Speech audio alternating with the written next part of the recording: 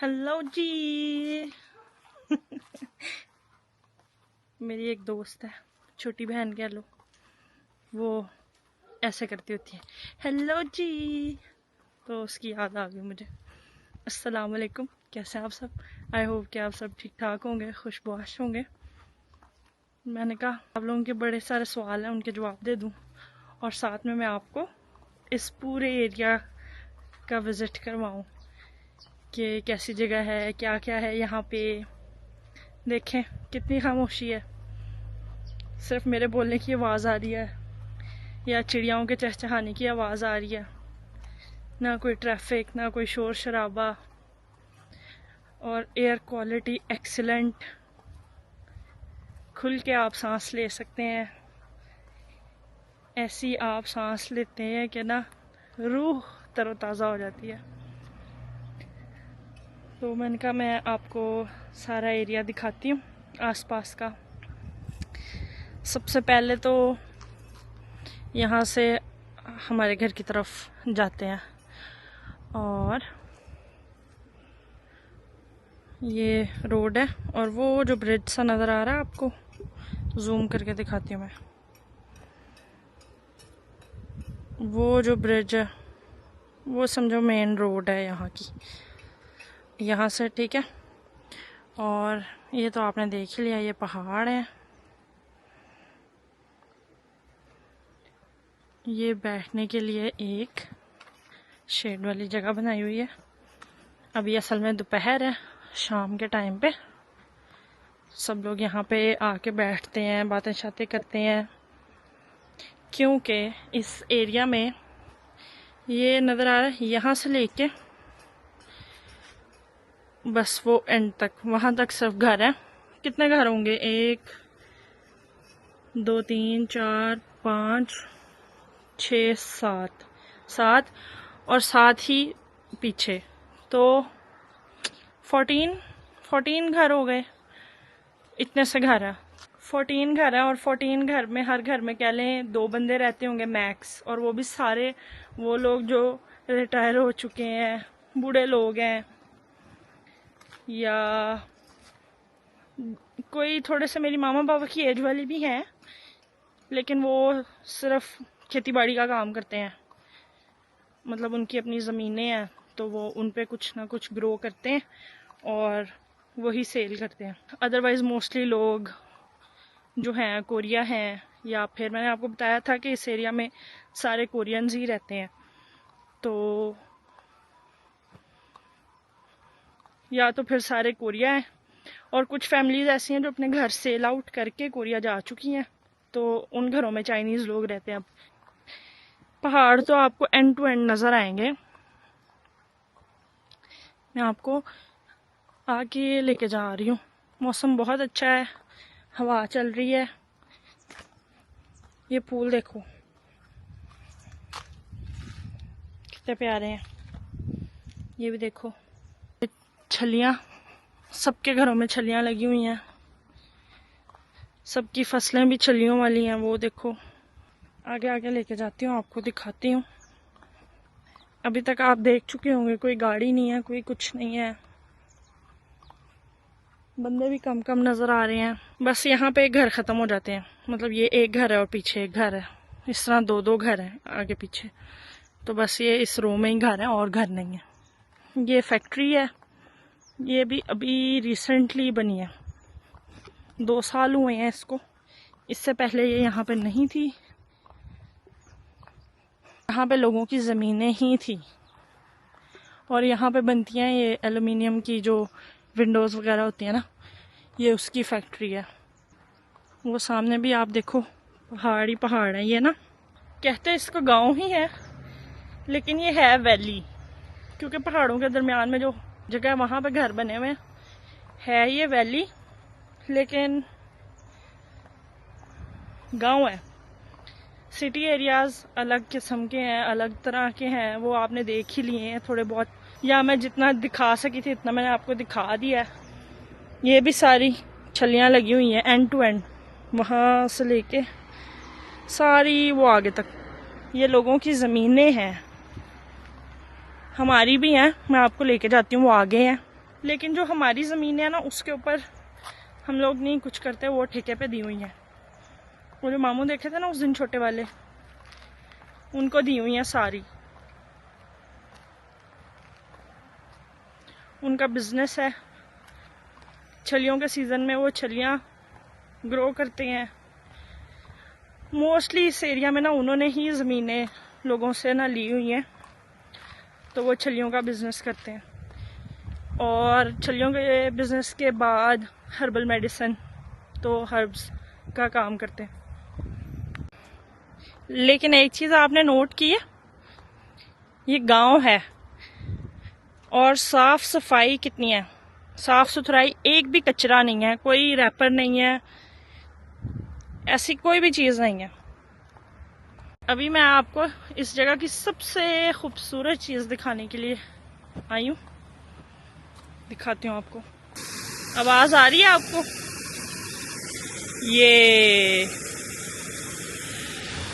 ये पानी देख रहे हैं आप, ये सारा पहाड़ों से पानी आ रहा है और कितना साफ है, क्लियर वाटर है। वो वहां पे भी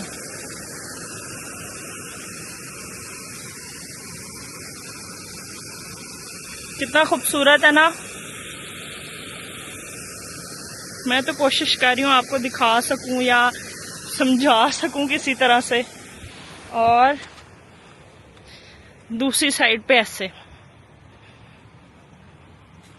और ये व्यूज ना कुछ इस तरह के लगते हैं जैसे बचपन में हम ड्राइंग्स करते हैं ना कि एक घर बना है, पीछे पहाड़ है और वो सब, तो लिटरली वैसा व्यू है अगर आप इमेजिन करो तो। हम ना वहां चलते हैं, नीचे जाते हैं पानी के पास, तो मैं आपको दिखाती हूँ कितना साफ सुथरा पानी है। अब जैसे देखो ये घर है, एक वो सामने भी घर है, ये अबैंडन्ड घर है, कोई भी नहीं यहाँ पे रह रहा, सारे लोग जा चुके हैं यहाँ से। खैर हम नीचे जा रहे हैं।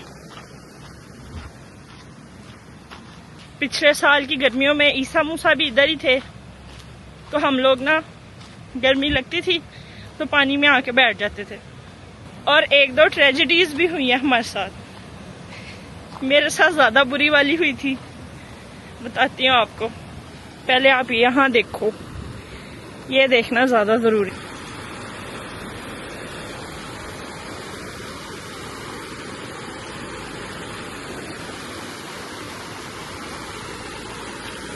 ये देखो कितना साफ पानी है।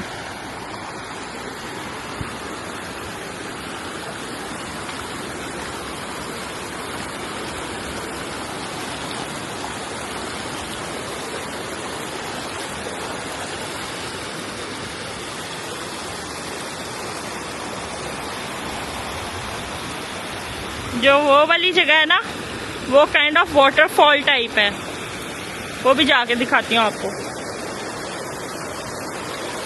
ऐसा देखने में लग रहा है पानी का कोई फ्लो नहीं है, पानी बहुत तेज है यहाँ पे। एक एक कदम उठाते हुए भी डर लग रहा है स्लिप ही ना हो जाऊं। वो दिख रहा है वो वाला एरिया, कितना स्पीड से पानी वहां जा रहा है। मैं वहां जाके दिखाती हूँ आपको। इतनी अच्छी हवा है ना, मैं बता नहीं सकती। और पानी इतना ठंडा, पता नहीं मेरी आवाज आ भी रही होगी कि नहीं आ रही होगी। पानी की आवाज बहुत ज्यादा है। पानी की आवाज इतनी सुकूनदेह है, इतनी सुकूनदेह है। रात को आप बैठे हो ना, दिल आपका खुश हो जाता है। चलो अब मैं आपको वहां जाके दिखाती हूँ, अगर मैं सही सलामत पहुंच गई, गिर ना गई तो। फिर आपको वो भी बताती हूँ ट्रेजेडी क्या हुई थी।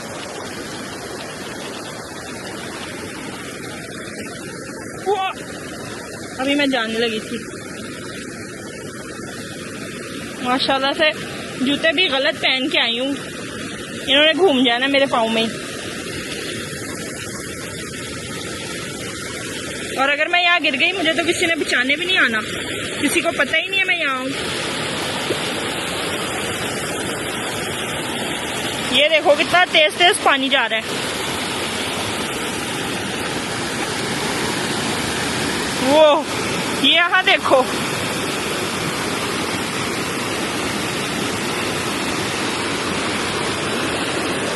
जो ये वाली जगह है ना, मैं यहाँ पे बैठी हुई थी, शौकियाँ मार रही थी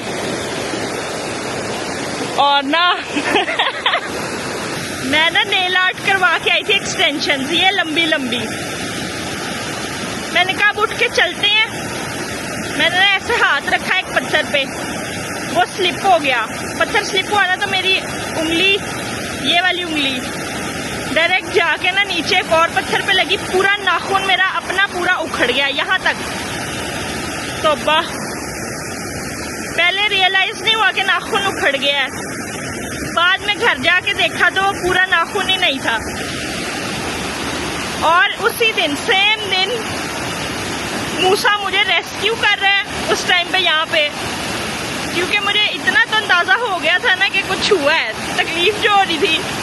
उसी सेम टाइम पे ना मैं भी दिखाती हूँ, ये वाला एरिया नजर आ रहा है। ईसा स्लिप हुआ यहाँ पे इतनी जोर से और कमर पे गिरा जाके। उस बेचारे की भी कमर पे इतनी ज्यादा चोट लग गई। ऐसी ऐसी ट्रेजेडीज हुई है हमारे साथ। लेकिन फिर भी ईसा मूसा से अभी भी पूछे ना, वो कहेंगे उन्होंने आना है यहाँ पे।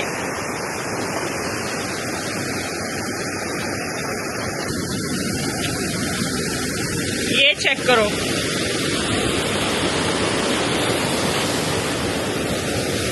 ये मैं ऊपर से देख रही हूँ ना वाटरफॉल वाली साइड, ये काफी ज्यादा डीप है। वो वाले एरिया में तो आप खड़े हो सकते हो, ये वाले एरिया में आपको स्विम करना पड़ेगा। स्विम भी नहीं कर सकते आप, पानी देखो कितना प्रेशर से आ रहा है। और मौसम इतना प्यारा है ना, क्या बताऊं। मेरा अभी भी दिल कर रहा है वहां जाके बैठ जाऊं, लेकिन मुझे इस दफा कोई बचाने वाला नहीं है। अभी तो सिर्फ यहाँ पानी है। जब बारिश ज्यादा होती है ना, ये सारी जगह पे पानी होता है।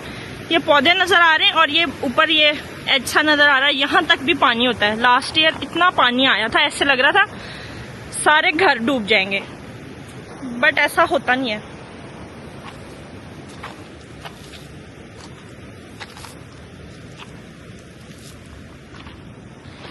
चलो अब ये एरिया तो मैंने आपको दिखा दिया है, और भी दिखाती हूँ।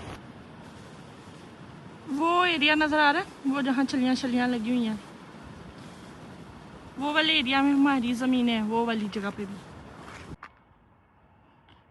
ये अब हम ना वहाँ से निकल के आ गए, वहाँ पे था वो, ठीक है, पानी जो, और यहाँ हम आ गए। वो ऊपर तक भी देखो लोगों ने ना अपनी कोई भी चीज़ें उगाई हुई हैं वहाँ पे भी। और मेरे जूतों में से अब बड़ी अनोइंग सी आवाज़ आ रही है। मैं जब अभी मार्च में गई थी यहाँ से, तो ये सारी जगह पे ना बर्फ़ थी, पिघलनी स्टार्ट हुई थी। सर्दियों में ये सारी जगह वाइट होती है, एक भी चीज़ कोई ग्रीन नहीं नज़र आ रही होती, कोई और कलर नहीं नज़र आ रहा होता, सारी वाइट। ये नज़र आ रहा है ये सारा एरिया, वो भी नज़र आ रहा है। वो वाले एरिया में ना हमारी ज़मीनें हैं। खैर मैं ना घर से काफ़ी आगे आ गई हूँ, तो नानू को भी नहीं मैंने बताया है। वो महाजंग खेलने गई हुई हैं, घर आएंगी तो वो मुझे ढूंढेंगी, तो मुझे ना जाना चाहिए, एटलीस्ट अपने घर वाले एरिया में होना चाहिए। ये है एक और पीओवी, एक और साइड से अगर हम देखें तो वो देखो सूरज की रेज़ किस तरह आ रही है, और वो उस साइड के पहाड़।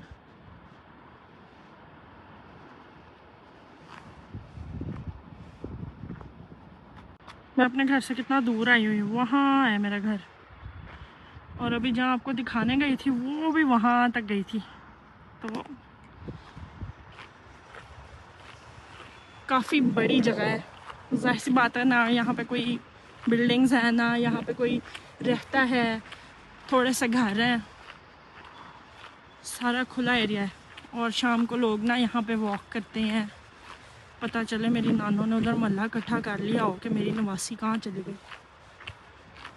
बारिश स्टार्ट हो गई है, अभी तेज़ नहीं है, हल्की हल्की है, लेकिन अगर तेज़ नहीं हुई तो टाइम नहीं लगेगा, फटाफट तेज़ हो जाएगी। और वो जो मैं उधर से भी आपको दिखा के आई हूँ, वो पानी सारा यहाँ से होते हुए आगे आगे पता नहीं कहाँ कहाँ तक जाता है। ये हमारे घर वाली गली। मैं तो यहाँ पे ना रात को आके, ईसा मूसा भी जब थे तो हम रात को यहाँ पे आके बैठ जाते होते थे। ईसा गिटार बजा लेता है ना, तो फिर कभी कभी हम जैमिंग कर लेते थे। मैंने कहा यहाँ बैठ के आप लोगों के कुछ सवालों के जवाब दे लेती हूँ। आप लोगों में से बहुत सारे लोग ये कह रहे थे कि नानो चाइनीज़, मामा कोरियन, मेरे पास चाइनीज़ पासपोर्ट, मतलब क्या चल रहा है। आई कैन अंडरस्टैंड, आप कंफ्यूज हो सकते हैं। मामा नानो वगैरह सारे कोरियन हैं, लेकिन सबके पास नेशनैलिटी चाइनीज़ है। मतलब कि हम सब नेशनैलिटी वाइज चाइनीज़ है, लेकिन एथनिकली हम लोग कोरियन हैं। जब हम कोरिया जाते हैं तो हम होते हैं ओवरसीज़ कोरियन, और जब मैं पाकिस्तान जाती हूँ तो मैं होती हूँ ओवरसीज़ पाकिस्तानी भी, क्योंकि मेरे बाबा पाकिस्तानी है तो इसलिए मेरे पास ओवरसीज़ पाकिस्तानी का कार्ड है। मुझे पाकिस्तान जाने के लिए भी वीज़ा की ज़रूरत नहीं है, कोरिया जाने के लिए मुझे वीज़ा की ज़रूरत नहीं है क्योंकि मैं ओवरसीज़ कोरियन हूँ। यहाँ आने के लिए मुझे किसी भी चीज़ की ज़रूरत नहीं है क्योंकि मैं चाइनीज़ हूँ यहाँ के लिए। तो जो अब आप कह रहे होंगे नेशनैलिटी चाइनीज़ है तो आप लोग चाइनीज़ ही होगे, नहीं। रीज़न बीइंग कि अब जैसे पाकिस्तानी लोग होते हैं, मामा भी पाकिस्तानी, बाबा भी पाकिस्तानी, वो किसी टाइम पे चले गए अमेरिका, वहाँ जाके उनके बच्चे होते हैं तो उनको मिल जाती है अमेरिकन नेशनैलिटी, तो वो अमेरिकन तो नहीं ना हो जाते, रहते तो वो पाकिस्तानी है ना। नेशनैलिटी वाइज वो अमेरिकन होते हैं लेकिन एथनिकली वो पाकिस्तानी होते हैं। वो वाले बच्चे भी फिर ओवरसीज़ पाकिस्तानी ही कहलाते हैं। उसी तरह हमारी फैमिली है, ओवरसीज़ कोरियन, यहाँ पे चाइनीज़, और अगर मैं अपनी बात करूँ तो मेरे पास 3 मुल्कों की एक्सेस है, Pakistan, China, Korea, any time, कोई टेंशन नहीं। तो ये स्टोरी है। फिर आपका अब ये भी सवाल होगा कि हमारी नेशनैलिटी क्यों चाइनीज़ है या कैसे चाइनीज़ है, मैं यहाँ पे पैदा हुई हूँ या नहीं। तो हमारी नेशनैलिटी चाइनीज़, मेरे मामा बाबा को पता होगा बेहतर कि उन्होंने क्यों किया। मेरा ख्याल से कि हमारे फ्यूचर की बेहतरी के लिए, आई गेस यही वजह है कि मेरा पासपोर्ट चाइनीज़ है और कोई वजह नहीं है। एथनिकली मैं कोरियन हूँ या पाकिस्तानी हूँ, नेशनैलिटी वाइज बस चाइनीज़ हूँ। और मेरी मामा, मेरे नानू वगैरह की फैमिली भी एथनिकली कोरियन है और नेशनैलिटी वाइज चाइनीज़ है। तो इसलिए हमारा यहाँ पे भी घर है, हमारा वहाँ पे भी घर है, पाकिस्तान में भी घर है, ठीक है। तो बस इसीलिए मैं कहती होती हूँ कि मैं मल्टी कल्चरल हूँ। मुझे यहाँ के कल्चर का भी पता है, कोरिया के कल्चर का भी पता है और पाकिस्तान के कल्चर का भी पता है। तो आई होप आपको मेरा विलेज टूर अच्छा लगा होगा। मुझे डांट पड़ रही है, 누구 나오고가 나눠 나왔냐? 한번 보여줘. 이것도 가지야. 이건 가지. 땅콩 어디 있어? 밑에 있어. ये नानू ने एग प्लांट स्टीम कर रही हैं। 감자 땅콩. इसके नीचे नानू ने आलू और ग्रीन बीन्स पका रही हैं। मैंने 이제 좀 이따 이거 가지 익은 다음에 꺼낸 다음에 이제 이렇게 할 때게 보라. 알았어요. 한국 사와? 네, 그래. 엄청 좋아요. 가학습해? 저는. 네. 이제 또 가야 되겠구나. 내일 내일. 또 가야 돼. 힘들디? 비행기 자꾸 타. 네, 힘들어요. 해요? 이게 텀이야지 바람 불면 넘어가. 잘 가서 한국에 잘 있으라. 네. ये मेरे नाना बू लगते हैं रिश्ते में। ये अपनी मिर्चों का कुछ कर रहे हैं, खराब ना हो जाए ताकि। 나는 한국 덥디 여기보단. 네, 엄청 더워요. 어. 습기도 많아요. 그 바다 가운데 있어 그래. 네, नाना ने मुझे बुलाया अंदर से के दिखाओ नाना वो क्या कर रहे हैं। 시간은 이후에 놀러라 우리 집이 여기야. 네, 어. अब मुझे वहां से आवाज आ गई है, वो भी देखे क्या हो रहा है। मेरी नानो वांट्स कि मैं सब कुछ दिखाऊं आपको। 와 더워 여기. 먹지. 근데 너는 이런 거 안 먹으니까 어떡해. 나 이런 거 안 좋아해요. 안 좋아해도 먹여야지. 안 먹으면 뭐 먹을래? 나 안 먹어.